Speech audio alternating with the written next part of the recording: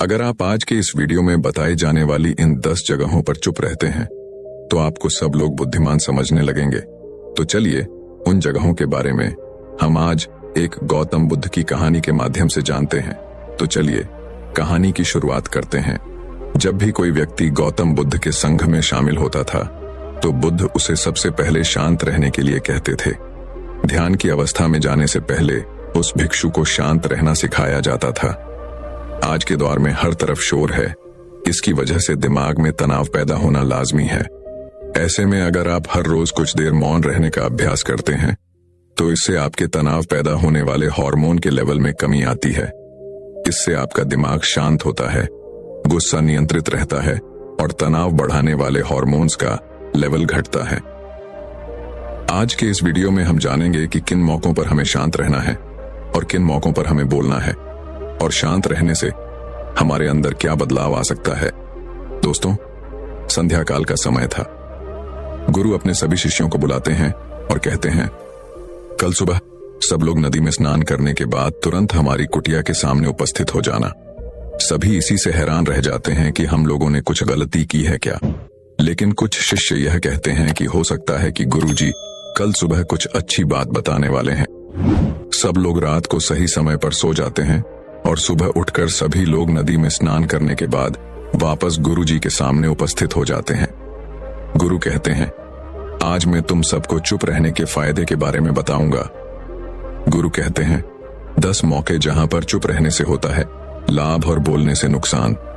गुरु कहते हैं, अगर आप इन 10 मौकों पर शांत हो गए यानी मौन हो गए तो आप जो चाहेंगे वही मिल जाएगा। आपकी जिंदगी में चमत्कारिक बदलाव शुरू हो जाएंगे। जरूरत से ज्यादा बोलना या चुप रहना दोनों ही अच्छी बात नहीं है। जैसे जरूरत से ज्यादा बारिश हो जाना या फिर धूप दोनों ही दिक्कत देती है, उसी तरह अनावश्यक बोलने से भी काफी नुकसान होता है। गुरु कहते हैं कि पहला ऐसा मौका जहां पर व्यक्ति को चुप रहना चाहिए, बिना तथ्य के ना बोले। गुरु ने कहा, अगर आपके पास कोई तथ्य नहीं है तो वहां चुप रहने में ही भलाई है। चुप बैठने से दिमाग में नई कोशिकाओं का निर्माण होता है और इससे ज्ञान की वृद्धि होती है। बोलने में भलाई वही है जहां आपको किसी चीज के बारे में पूरा ज्ञान हो। अगर आप बिना तथ्य के कहीं बोलते हैं या फिर बेवजह बोलते हैं तो आपका वहां मजाक भी बन सकता है। अगर आपके पास पर्याप्त जानकारी नहीं है, ऐसी जगह पर बोलने से आपका मजाक तो बनेगा ही, साथ ही साथ लोगों का भरोसा भी आपसे उठने लगेगा। इसीलिए ऐसी जगह पर शांत रहो जहां तुम्हें पता ना हो कि क्या बोलना है क्या नहीं। कई बार कुछ लोग ऐसे होते हैं जो हर जगह अपनी उपस्थिति बताने लगते हैं। उन्हें पता नहीं होता है कि हमें क्या बोलना है, लेकिन फिर भी बोलते जाते हैं और फिर बाद में दूसरे लोग उनके जाने के बाद उनका मजाक उड़ाते हैं। जब तक आपको उस तथ्य के बारे में अच्छा ज्ञान नहीं है, उसके बारे में पता नहीं है, तो वहां चुप रहना ही ज्यादा समझदारी है। गुरु ने कहा, दूसरा ऐसा मौका जहां पर व्यक्ति को चुप रहना चाहिए, शब्दों से न पहुंचे ठेस। अगर आपके शब्द किसी को मानसिक ठेस पहुंचा रहे हैं तो वहां चुप हो जाना चाहिए। कमजोर व्यक्ति के बारे में कुछ भी बोलकर आप महान नहीं बन सकते हैं। महान आप किसी कमजोर का साथ देने में बनेंगे। कई बार ऐसा होता है, कुछ लोग अपने से छोटे व्यक्ति को भला बुरा कहते रहते हैं। सामने वाला इंसान तो कद से आपसे छोटा है, वह आपको कुछ नहीं बोलेगा, लेकिन आप उसकी नजरों में गिरते चले जाएंगे। हो सकता है कि कल वह भी आपसे पद में बड़ा हो जाए। पद में आपसे जब वह बड़ा हो जाएगा तो आज जो रवैया आपका उसके साथ है, आने वाले समय में वह भी आपके साथ वही करेगा। आप किसी को नीचा दिखाकर बड़ा नहीं बन सकते हैं। बड़ा बनना है तो अपने से छोटे लोगों की इज्जत भी करना सीखें और साथ ही साथ बड़े लोगों का भी सम्मान करना चाहिए। लोगों को लगता है कि अगर वह अकड़ कर बोलेंगे और सामने वाले को नीचा गिराने की कोशिश करेंगे तो वह बड़े बन जाएंगे। तो यह उन सब की भूल है। बड़े होने की बजाय आप उनकी नजरों में गिरते चले जाएंगे। गुरु ने आगे कहा, इसलिए शिष्यों, तुम सब जब भी बोलना आदर भाव से बोलना, ताकि तुम्हारी बात लोगों को अच्छी लगे।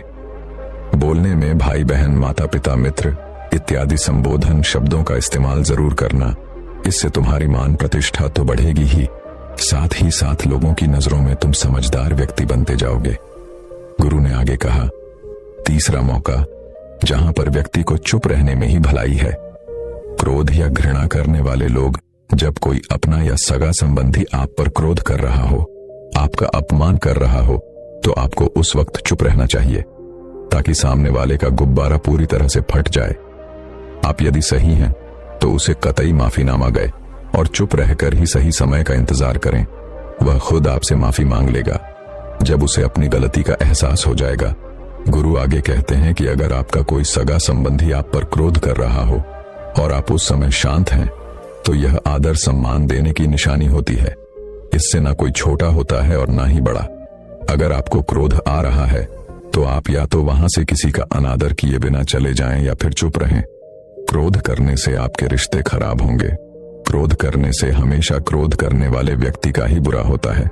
गुरु आगे कहते हैं कि एक बार की बात है, एक सांप जंगल से भागते हुए किसी राजा के घर में पहुंच गया।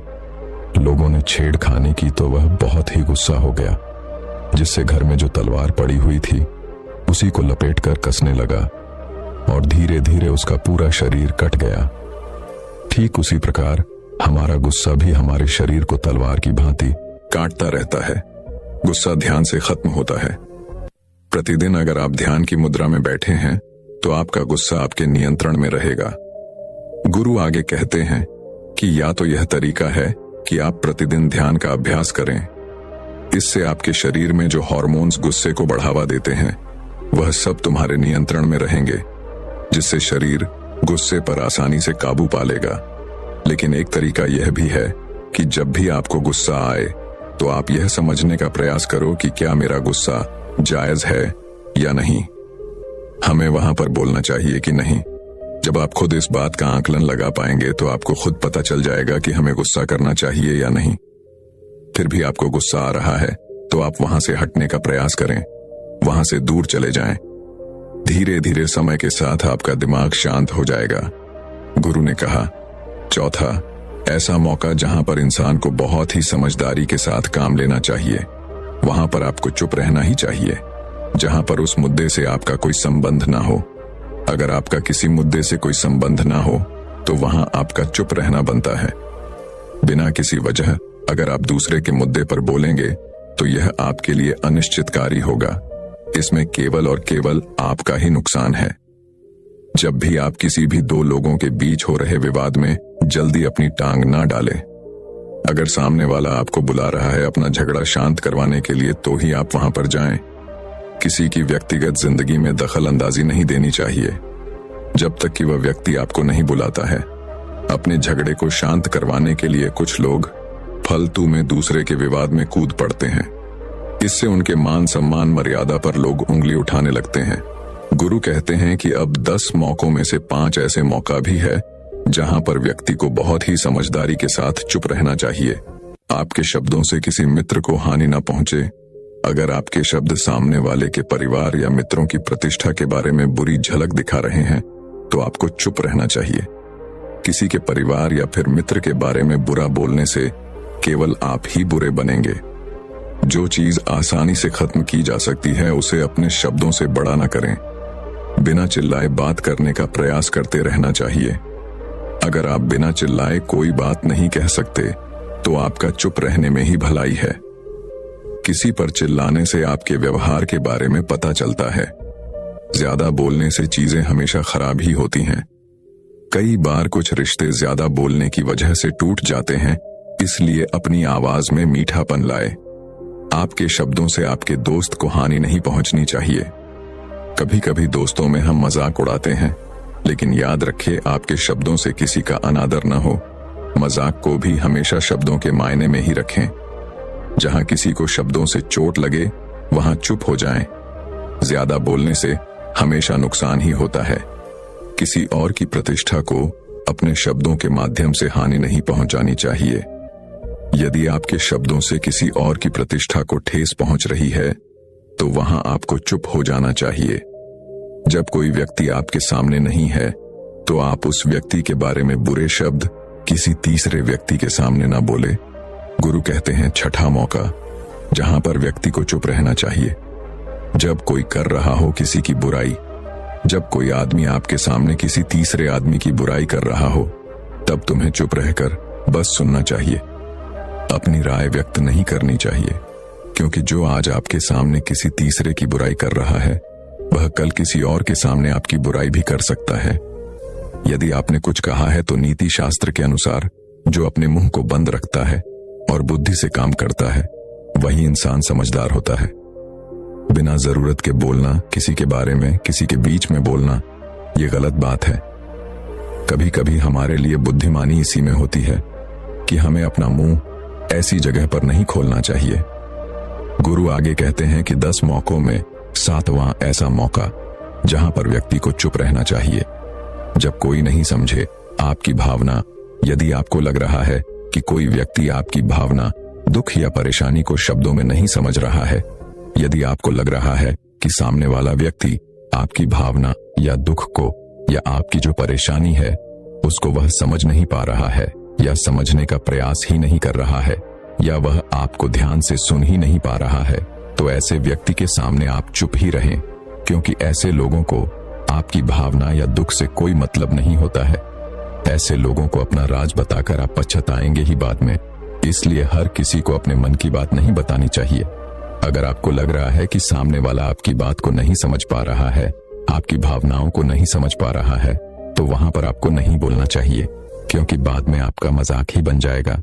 जब आपको लगने लगे कि सामने वाला आपकी भावनाओं को ठीक तरीके से समझ रहा है, आप जो कह रहे हैं वह ठीक से सुन रहा है, तभी आप उससे अपनी बात कहें। गुरु कहते हैं कि 8वां मौका जहां पर आपको चुप रहना चाहिए, जब कोई इंसान अपना दुख व्यक्त करे। यदि कोई इंसान अपने दुख या परेशानी को आपको बता रहा है तो इसका मतलब यह है कि वह आपको अपना समझ रहा है। ऐसे में तुरंत ही उसे समाधान बताने के बजाय चुप रहकर उसके दुख या समस्या को सुने। उसके दुख या समस्या को किसी और को न बताएं। वह आपको अपनी समस्या इसलिए बता रहा है कि आप उसकी समस्याओं का समाधान कर देंगे, बल्कि वह इसलिए भी बता रहा है कि सामने वाला उसकी बात को समझ रहा है। कई बार बताने से दुख कम हो जाते हैं। आपको अपना दुख इसलिए बता रहा होगा कि उसे लग रहा है कि आप उसकी बात को समझ रहे हैं। दुख बांटने से कम हो जाता है। इसलिए जब कोई व्यक्ति अपना दुख आपसे व्यक्त करे तो आप चुप रहकर उसकी बात को बहुत ही ध्यान से सुने, ताकि उसका दुख कम हो जाए, उसके मन का बोझ हल्का हो जाए, क्योंकि उसके मन में जो भी बातें थीं वह आपको सब बता दिया। गुरु आगे कहते हैं कि 10 जगहों में 9वीं ऐसी जगह जहां पर आपको चुप रहना चाहिए वह है जहां पर दुष्ट प्रकृति के लोग रह रहे हों और गाली गलौज कर रहे हों, तो आप वहां पर मत जाइए। ऐसी जगहों से आप चुपचाप निकल जाए, अर्थात अपनी प्रतिक्रिया दिए बिना आप वहां से चले जाएं, क्योंकि जिसकी जुबान खराब होती है, जो दुष्ट प्रकृति के लोग होते हैं, उनको आप ऐसे समय में नहीं समझा सकते हैं। जब उनका दिमाग पूरी तरह से शांत हो जाए तभी वह आपकी बात सुनेंगे। इसलिए जहां पर दुष्ट प्रकृति के लोग आपकी बात को ना मानते हों और ना ही सुनते हों, तो आपको वहां पर नहीं बोलना चाहिए। गुरु कहते हैं कि अगला 10वां मौका जहां पर आपको शांत हो जाना चाहिए वो है कि अपनी सफलता का राज हर किसी को ना बताएं। कई बार होता है कि कुछ लोग जो सफलता को बहुत ही जल्दी अर्जित कर लेते हैं, वे हर जगह अपनी सफलता का ढिंढोरा पीटने लगते हैं। ऐसे में क्या होता है कि कई लोग आपकी सफलता से खुश नहीं होते हैं। अगर आप अपनी सफलता का जबरदस्ती लोगों में ढिंढोरा पिटवा रहे हैं, तो लोगों की नकारात्मक ऊर्जा आपको प्रभावित कर सकती है। जब आप सफल होंगे तो सबको पता चल जाएगा कि आप सफल हो गए हैं। ढिंढोरा पीटने से नुकसान आपका ही होगा। इतना कहकर गुरु ने कहा, शिष्यों, आज के लिए बस इतना ही।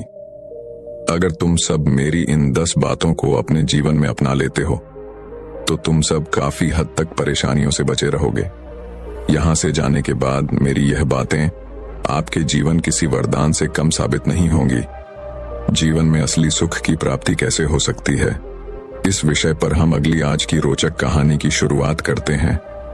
एक बार गौतम बुद्ध का एक अनुयायी, जो कि सालों से गौतम बुद्ध के आश्रम में आ रहा था, वह उनके प्रवचन सुनता, आश्रम में ध्यान आदि करता और फिर चला जाता। लेकिन अचानक कुछ दिनों से उसने आश्रम में आना ही बंद कर दिया था। यह बात गौतम बुद्ध ने भी अनुभव की। एक दिन जब गौतम बुद्ध उस गांव से भिक्षा मांगकर वापस लौट रहे थे, तो रास्ते में उस अनुयायी का घर भी पड़ा। बुद्ध उसके घर के अंदर चले गए। अंदर जाके देखा तो वह इंसान आंगन में बैठकर कुछ काम कर रहा था। बुद्ध को देखते ही वह जल्दी से हाथ जोड़कर उनके सामने खड़ा हो गया। उसने बुद्ध को पीने के लिए शीतल जल दिया और बैठने के लिए आंगन के चबूतरे पर एक चटाई बिछाई। बुद्ध चटाई पर आराम से बैठ गए। फिर बुद्ध ने उस अनुयायी से पूछा, तुम्हारे घर परिवार में सब कुछ ठीक तो है ना? अनुयायी बोला, हाँ बंथे, सब ठीक है। बुद्ध ने पूछा, फिर तुमने आजकल आश्रम में आना क्यों छोड़ दिया? यह सुन वह अनुयायी थोड़ा सा शर्मिंदा होने लगा। फिर बोला, अब मैं आपको कैसे बताऊं बुद्ध? गौतम बुद्ध ने कहा, तुम भी संकोच कह सकते हो। अनुयायी ने कहा, मेरे वस्त्र बहुत ही पुराने हो चुके हैं, वे कई जगह से फट गए हैं, उनमें छेद निकल आए हैं, अब वो बिल्कुल भी पहनने लायक रहे ही नहीं। बुद्ध ने अनुयायी के वस्त्र देखे, वह सच में बहुत ही बुरी हालत में थे, जगह जगह से घिस चुके थे, कई सारे छेद थे। इसके बाद बुद्ध मुस्कुराते हुए अनुयायी के कंधे पर हाथ रखकर बोले, चिंता मत करो, सब ठीक हो जाएगा। बुद्ध ने अपने एक धनवान अनुयायी को रुकने के लिए कहा। जब सब चले गए तो बुद्ध ने अकेले में उस धनवान अनुयायी से अपने उस गरीब अनुयायी को 2 जोड़ी वस्त्र देने को कहा। धनवान अनुयायी उस गरीब अनुयायी के घर वस्त्र भिजवा देने का वचन देकर वहां से चला जाता है। अगले दिन सुबह वह अमीर अनुयायी उस गरीब अनुयायी के परिवार के हर एक सदस्य के लिए 2-2 जोड़ी कपड़े एक पोटली में बनवाकर अपने नौकर के हाथ भिजवा देता है, जिसे देखकर उस गरीब अनुयायी का पूरा परिवार बहुत ही खुश होता है। अगले दिन जब वह गरीब अनुयायी दोबारा से बुद्ध के आश्रम उनके प्रवचन सुनने आता है तो अंत में जाते समय बुद्ध उस अनुयायी को रोककर उससे पूछते हैं, क्या अब तुम अपने नए वस्त्रों में आराम से हो? तुम्हें और कुछ तो नहीं चाहिए? अनुयायी ने कहा, पहले तो आपका बहुत बहुत आभार बंथे, मैं इन कपड़ों में बिल्कुल आराम से हूं और मुझे अब और कुछ नहीं चाहिए। बुद्ध ने आगे पूछा, अब जबकि तुम्हें नए वस्त्र प्राप्त हो चुके हैं तो तुमने अपने पुराने वस्त्रों का क्या किया? अनुयायी ने कहा, हमारा परिवार अब से उन्हें बिस्तर में बिछाने और ओढ़ने के काम में लेगा, अब हम उन्हें ओढ़ने की तरह उपयोग में लेंगे। बुद्ध ने कहा, फिर तुमने अपनी पुरानी और नए वस्त्र का क्या किया? अनुयायी ने कहा, बुद्ध, मैंने उसे अपने घर की खिड़कियों में पर्दे की तरह लगा दिया है। बुद्ध ने कहा, तो क्या तुमने अपने पुराने पर्दे फेंक दिए? अनुयायी बोला, नहीं बथे, अब मैं उन पर्दों के छोटे छोटे टुकड़े करके उनका उपयोग रसोई में गर्म बर्तनों को तारने और पकड़ने के लिए कर रहा हूं। बुद्ध ने पूछा, तो फिर तुमने रसोई के पुराने कपड़ों का क्या किया? अनुयायी ने कहा, अब मैं उनका उपयोग घर में पोंछा लगाने के लिए करूंगा। बुद्ध ने कहा, तो फिर तुम्हारे पुराने पोंछे का क्या हुआ? अनुयायी ने कहा, बुद्ध, वो पुराना पोंछा इतना तार तार हो चुका था कि अब उसका कुछ भी नहीं किया जा सकता था, इसलिए मैंने उस पोंछे से एक एक धागा अलग करके दिए के लिए बत्तियां बना ली। उन्हीं में से कुछ बत्तियां मैंने आश्रम में दान कर दी हैं, जो अब आज रात से आपके कक्ष में प्रकाशित होंगी। यह सुन बुद्ध अनुयायी से संतुष्ट हो गए। वे इस बात से बहुत खुश थे कि उनका शिष्य वस्तुओं को बर्बाद नहीं करता, बल्कि उनका सही से उपयोग करना जानता है। गौतम बुद्ध हमेशा अपने शिक्षकों को बहुत ही कम चीजों के साथ जीवन निर्वाह करने की शिक्षा देते थे। साथ ही उनका यह भी मानना था कि यदि हमारे पास कुछ भी हमारी जरूरत से अधिक है, हमें उसे दूसरे जरूरतमंद लोगों को दे देना चाहिए। काश हमारी आज की जनरेशन यह संदेश समझ पाए। आज लगभग हर इंसान अपनी जरूरत से अधिक चीजें खरीद रहा है, केवल लोगों की देखा देखी में और दूसरों को शो ऑफ करने के चक्कर में। आजकल पुरानी चीजों को रीयूज करना तो दूर की बात है, हम लाई हुई नई चीजों को ही पूरी तरीके से यूज नहीं कर पाते। इसका एक कारण यह भी है कि आज के इस मॉडर्न दुनिया में हर रोज नई चीजें इन्वेंट हो रही हैं, जिससे बहुत ही जल्द चीजों का फैसला खत्म हो जाता है और दूसरी नई प्रकार की वस्तु चलने में आ जाती है। आजकल जब हम कोई फोन या इलेक्ट्रॉनिक प्रोडक्ट लेते हैं तो उनमें कितने तरह के फंक्शन की जांच करते हैं, लेकिन एक सर्वे के अनुसार एक इंसान अपने फोन के 60% फीचर्स कभी यूज ही नहीं करता या फिर बहुत ही कम बार उसे यूज करता है। यानी कि अगर वो फीचर्स ना भी होते तब भी उस इंसान का काम रुकने वाला नहीं था। आज जब प्राप्ति संसाधन दिन प्रतिदिन खत्म होते जा रहे हैं तो ऐसे में हमें भी पूरा प्रयास करना चाहिए कि चीजें कम से कम बर्बाद करें और अपने छोटे छोटे प्रयत्नों से इस पृथ्वी को सुरक्षित बनाकर रखें। तो दर्शकों, चलिए अब अगली कहानी की शुरुआत करते हैं। दोस्तों, बहुत समय पहले की बात है। किसी नगरी में एक युवक रहता था। वह युवक एक सरकारी नौकरी करता था, जिससे उसे बहुत अच्छी तनख्वाह भी मिलती थी और उसी तनख्वाह से उसका पूरा परिवार चलता था। उसके परिवार में वह, उसकी पत्नी और उसकी एक बेटी थी।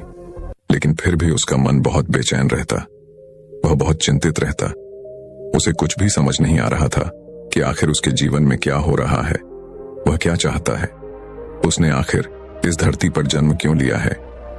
ऐसे कई सारे सवाल उसके मन में उठ रहे थे। तभी एक दिन जब वो अपने बिस्तर पर सो रहा था, तो उसे एक सपना आया। उस सपने में उस व्यक्ति ने देखा केवल एक संत से मिला है। वह संत बड़े ही ज्ञानी है, बड़े ही दयालु हैं। उन संत ने उसे एक ऐसा मंत्र दिया है, जिस मंत्र की मदद से उसका पूरा जीवन बदल रहा है। उसका पूरा जीवन खुशहाल हो रहा है और वह बहुत खुश है। लेकिन तभी अचानक उसकी नींद खुल गई और उसके बाद वह और भी ज्यादा चिंतित हो गया, और भी ज्यादा परेशान हो गया। उसे समझ नहीं आ रहा था कि क्या यह हकीकत है या एक सपना। ऐसे ही कई दिन बीत गए। तभी अचानक वो एक दिन अपने काम के सिलसिले में कहीं जा रहा था। तभी उसे रास्ते में एक गुरुवर मिले। वह गुरुवर अपने आश्रम की ओर जा रहे थे।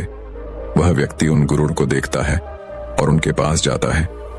उन्हें प्रणाम करके वह उनसे कहता है महाराज, मैं कई दिनों से सो नहीं पाया हूं। मेरा मन बहुत बेचैन रहता है। मेरा मन किसी भी काम में नहीं लगता। मैं हमेशा दुखी रहता हूं, सोचता रहता हूं, चिंतित रहता हूं।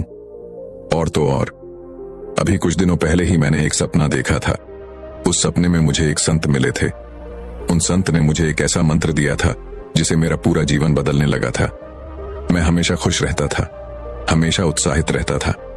लेकिन मुझे यह समझ नहीं आ रहा है कि जो सपना मैंने देखा था वह सच था या झूठ है। महाराज, मेरी मदद कीजिए। मैं जानना चाहता हूं कि आखिर वह क्या था। क्या मुझे आप वह मंत्र दे सकते हैं जिससे मेरा जीवन सुख में हो जाए, जिससे मैं अपना जीवन सुखी सुखी बिता सकूं। मुझे किसी चीज की कोई चिंता ना रह जाए, ना ही किसी चीज का कोई डर हो। उस व्यक्ति की यह बात सुनकर वह गुरुवर जोर से हंस पड़े और उस व्यक्ति से कहते हैं, बेटा, तुम सरकारी नौकरी वाले हो। तुम भला इन उलझनों में क्यों पड़ते हो?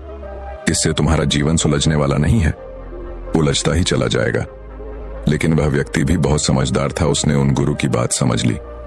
उनका इशारा वह समझ चुका था। तभी वह व्यक्ति उन गुरुवर से कहता है महाराज, कई दिन हो चुके हैं और मेरा मन अत्यधिक बेचैन है। मैं ढंग से सो तक नहीं पाता। मेरा जीवन मुझे नीरज लगता है। मेरा जीवन मुझे व्यर्थ लगता है। मैं बार बार बस यही सोचता हूं कि आखिर मेरा जन्म क्यों हुआ है और मैं बाकियों की तरह खुश क्यों नहीं हूं। क्या मुझे खुश होने का कोई हक नहीं?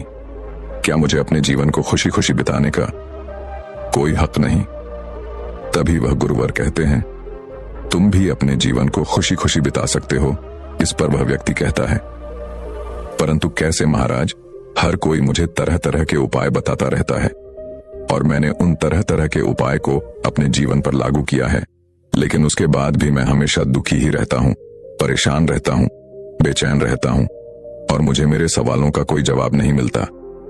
मैं बहुत चिंतित हो चुका हूं और अपने इस जीवन से अब हार चुका हूं। मुझे कुछ भी अच्छा नहीं लगता। तभी वह गुरु कहते हैं, बेटा, जो तुमने सपना देखा था वह बिल्कुल सच था। मैं तुम्हें एक ऐसा मंत्र दे सकता हूं जिससे तुम्हारा जीवन पूरी तरह से बदल जाएगा। कभी वह व्यक्ति कहता है, महाराज, आपकी बड़ी कृपा होगी। यदि आप मुझे वह मंत्र दे दें, वह मंत्र मैं किसी भी हालत में अपने जीवन पर लागू करूंगा। फिर चाहे परिस्थितियां कैसे भी क्यों ना हो, उस मंत्र का हर समय हर स्थिति में मैं पालन करूंगा। बस आप एक बार मुझे वह मंत्र दे दीजिए।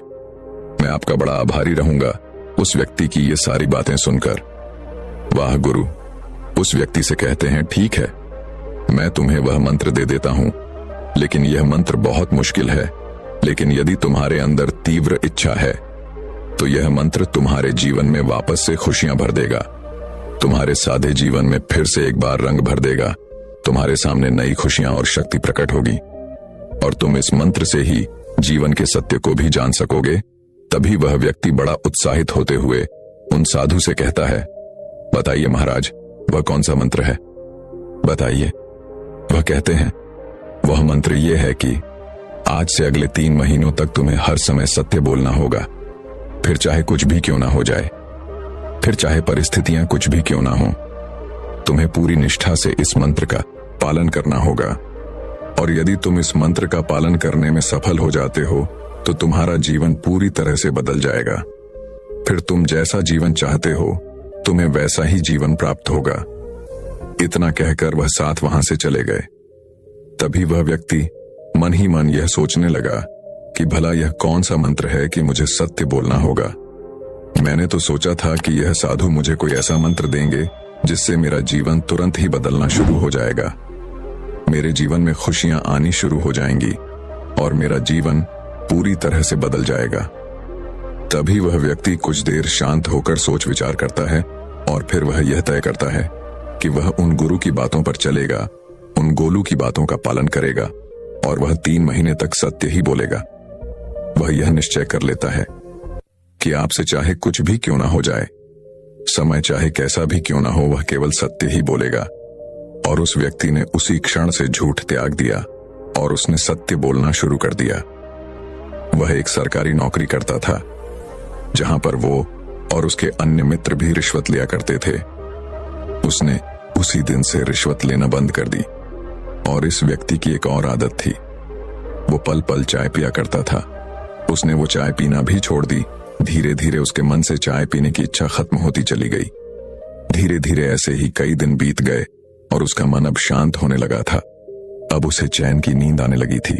वह बहुत अच्छा महसूस करने लगा था। लेकिन दोस्तों, कहा जाता है ना, वक्त पलटते देरी नहीं लगती। संयोग ऐसा हुआ कि उसी हफ्ते कर्मचारियों की जांच हुई और इलेक्शन में यह पता चला उस विभाग के कई लोग रिश्वत लेते हैं। और इसी सिलसिले में जब उस व्यक्ति से पूछताछ की गई तो उसने सब कुछ सच सच कह दिया। वह व्यक्ति कहता है, हाँ, हम अब तक जो रिश्वत लिया करते थे उसे हम आपस में बांट लिया करते थे। उस निरीक्षण कर्मचारी ने तुरंत ही उनके खिलाफ एक्शन लिया और उसकी एक रिपोर्ट बनाई गई। उस व्यक्ति के साथ उसके अन्य मित्रों पर भी कार्रवाई शुरू की गई। उन सभी के खिलाफ एक मुकदमा भी दर्ज किया गया और केवल उस व्यक्ति के सच बोलने से वह व्यक्ति और उसके अन्य मित्र भी इस मुकदमे में फंस चुके थे। हर कोई परेशान था कि आखिर वह क्या करें। सभी को उस व्यक्ति ने मुसीबत में डाल दिया था।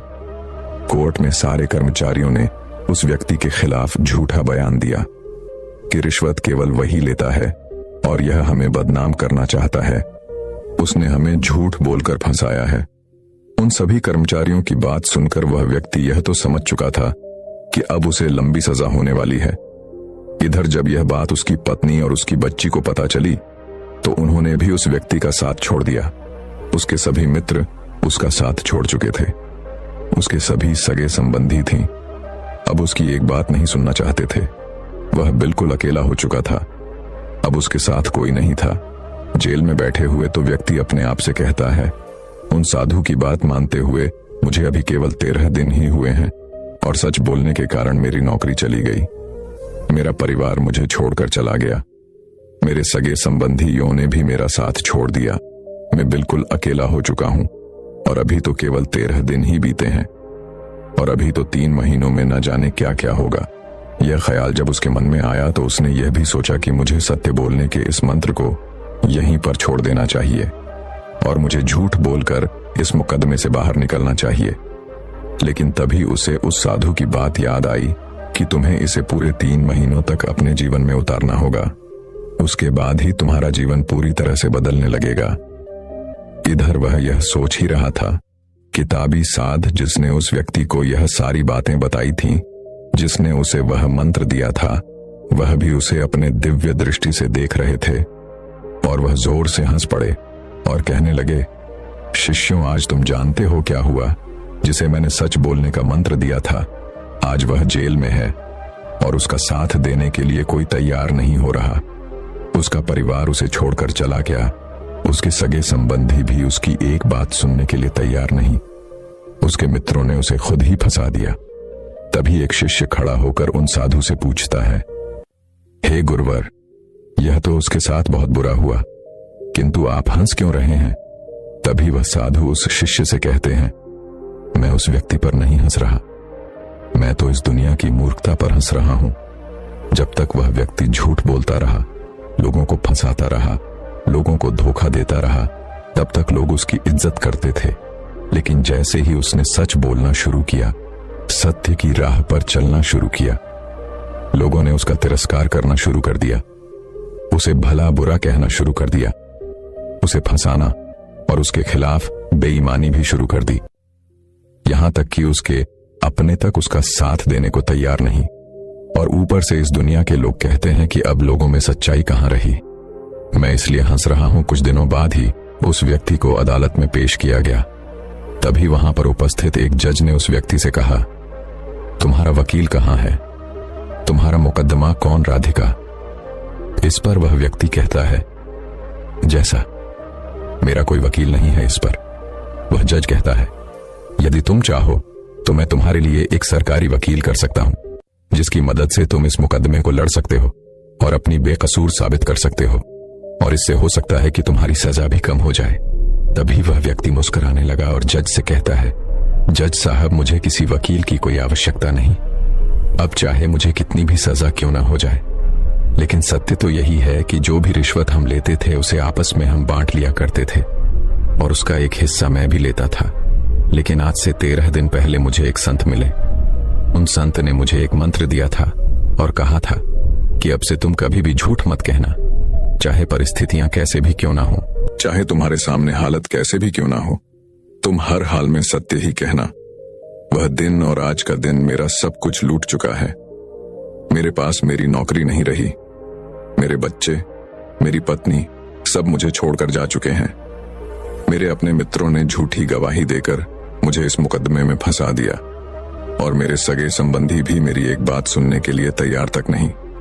मैंने अपना सब कुछ खो दिया है और आज मैं इस अदालत में खड़ा हूं। उस व्यक्ति की यह बात सुनकर जज ने कुछ समय का विराम लिया और चुपचाप उस व्यक्ति को अपने कमरे में बुलाया, उससे बातें की, उसे पूछताछ की और कहा, कौन है वह संत जिनकी बातों के प्रभाव में आकर तुमने सत्य की राह न ली? तुम सत्य बोलने पर अड़ चुके हो और तुम्हें यह तक नजर नहीं आता कि इसे तुम्हारा कितना नुकसान हो रहा है। तुम पूरी तरह से बिखर चुके हो, तुम्हारे पास अब कुछ नहीं रहा।